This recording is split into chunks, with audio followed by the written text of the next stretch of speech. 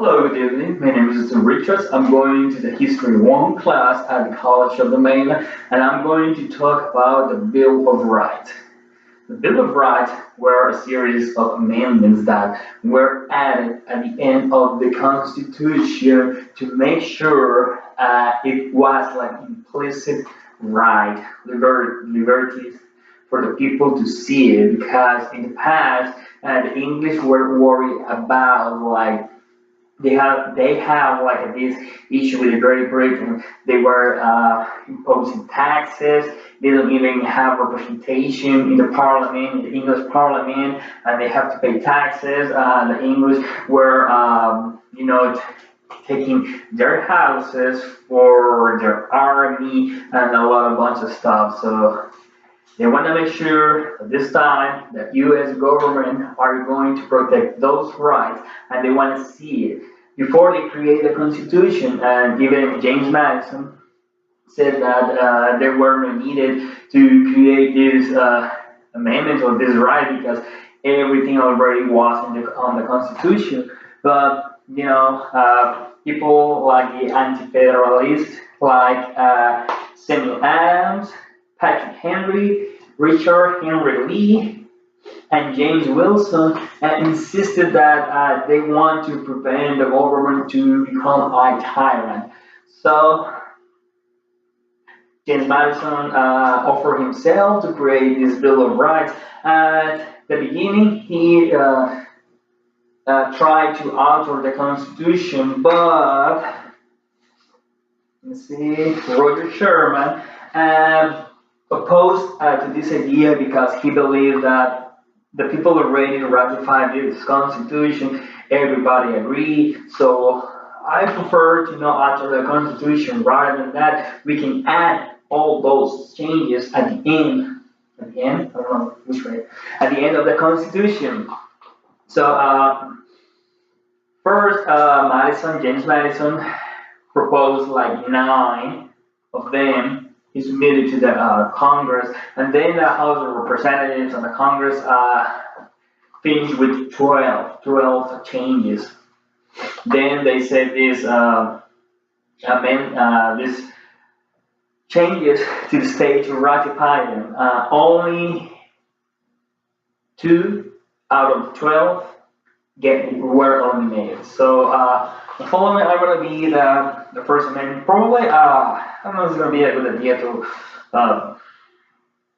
read the amendments, but basically, I just want to kind of explain what they were.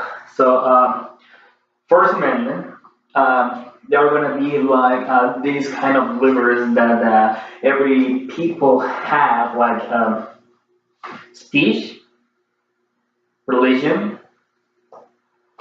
press, assembly, and petition. So basically, those are the liberties that people have.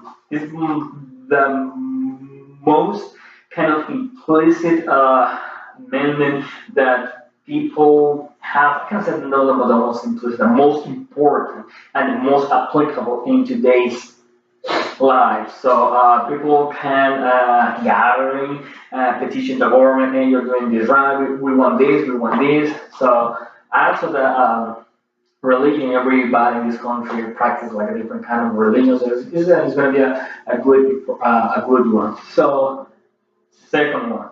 The second one is a right to bear arms. This one is kind of a controversial in today's days because before the past, because the new United States were battling with Great Britain, so they tried to pass this law to make sure like every U.S. citizen are going to protect themselves against this attack. So back in the day, they were necessary. Today, it's kind of controversial if you decide it's going to be like for personal defense, or we have all the students around the country. I am not agreed with. So I am the one that I'm saying that some of these amendments, some parts of this constitution needs to be renewed or kind of updated. So there you go.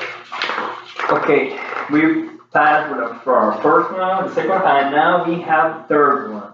Third one is the because like I said at the beginning that British soldiers were invading the homes just because they didn't have like space for the army, so they could say, "I want to take this home. I need room for my soldiers."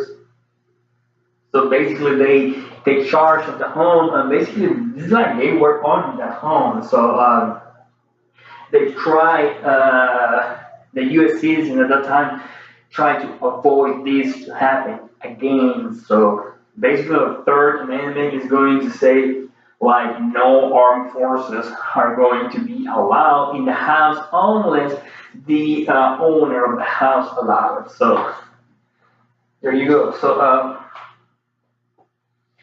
the Fourth Amendment is going to be that the most important people have to understand they have this right in today's world because kind of protect yourself.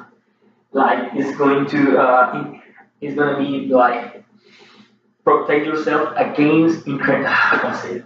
Protect. Okay. Fourth Amendment is going to first you are going to protect your stuff. Okay.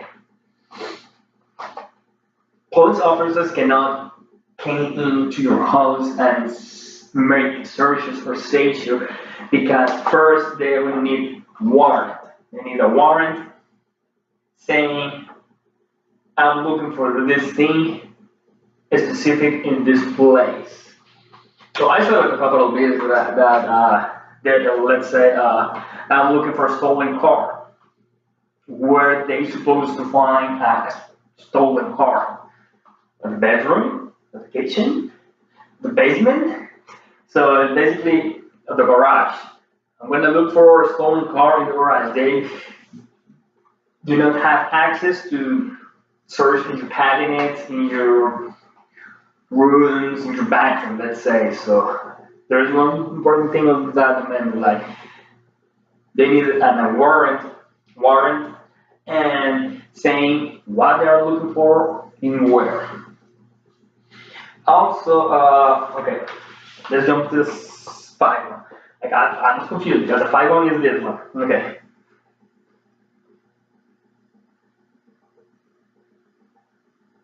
I'm kind of confused now. Okay, the 5 one is saying that you have the right to remain silent when the police officer is asking you a question because you are going to avoid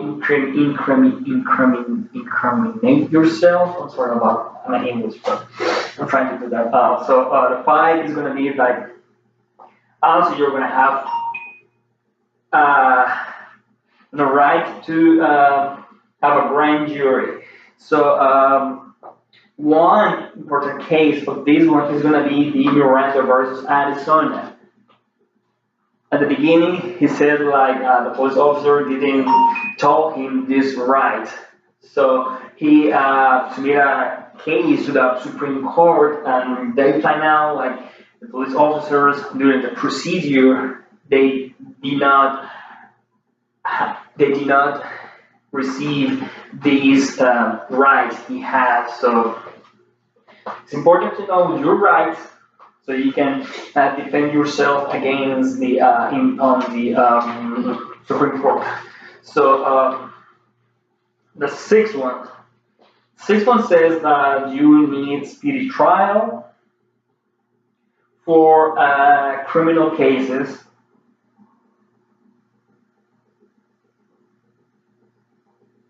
And you are going to have a counseling if you get deprived from your liberties. Let's say when they are going to take you the property, liberty, and life, and you cannot afford a lawyer, the state, the government needs to provide with one. So later on, I found that this case, the famous case, Gideon versus Wainwright. At the beginning, he didn't have any counsel. he he was charged because he break into a pool hole. He stole something from the vending machine and he got charged. And at the time when he present on to the judge, he didn't have like any counsel at that time. So when he got prison, he got this. He was reading law books and he find out that they break the law or his right to have a counselor for for for his case. So the seventh one is gonna be most for civil cases. So the sixth one is gonna be for criminal cases, and seven is gonna be for this civil cases. In the amendment mentioned that $20. Okay, remember back in the time, $20 seems like pretty much amount of money, but today $20 is gonna be barely nothing because all this stuff is all about inflation or whatever. The idea is that you can have the right for a jury about six members. This was decided on the case whole world versus bad team. So number eight also going to be one of the most controversial ones because it talks about two things: no excessive bails or fines, or no excessive punishment. So kind of the first part, talking about the money, they are going to say that if you stole a ball, let's say a toy, or that is worth like $7, you're not gonna have like a bail or a bond or fine for $10,000 because you stole, ball that was worth $5, $7. So it's kind of I guess they have like this table to compare the bails and the fines according to the case and multiple times you reincident with that um, breaking the law, I guess. I'm sorry, I kind of forgetting. The second part is going to be about punishment. They say like the no excessive punishment. So here is going to be like two important cases about the. This one is going to be the first one. Is going to be the Foreman versus Georgia. They tried to avoid the death penalty because people were saying that this is unconstitutional. You're attempting to lose somebody else's life, and there was unconstitutional. And the judges at that time said, "Okay, we're going to put this, can I say, this law on hold. Meanwhile, we are going to have a better interpretation, a better solution for this."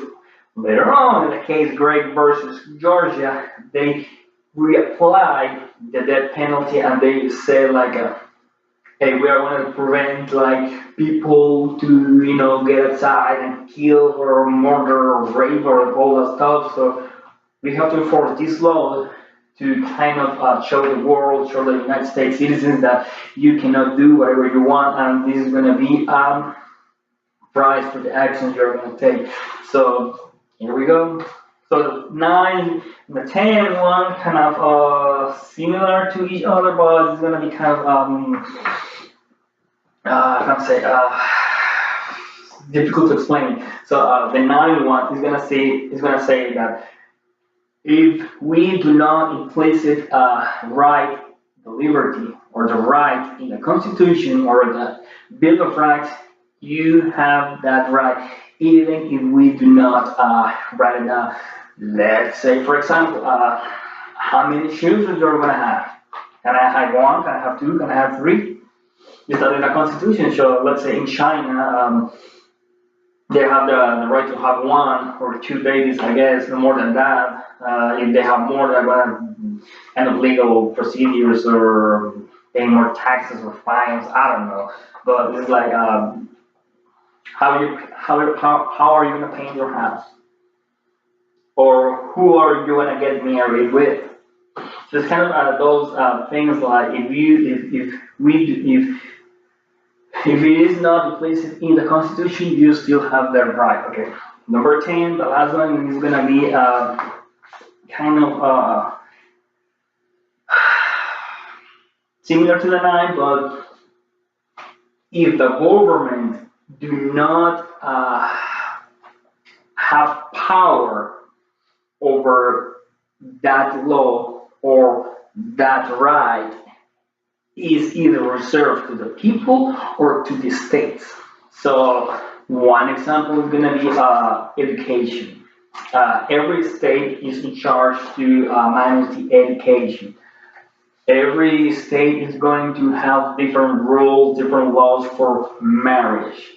Uh, so if this is to prevent the federal government to kind of take charge or the entrusted of the estate. So is that one of the main ideas that these anti-federalists thought that they were that the Bill of Rights were necessary to prevent this the government to expand its powers. So there you go. I don't know if I explained very well. This is kind of difficult terminology. I have already 60 minutes. I guess I over.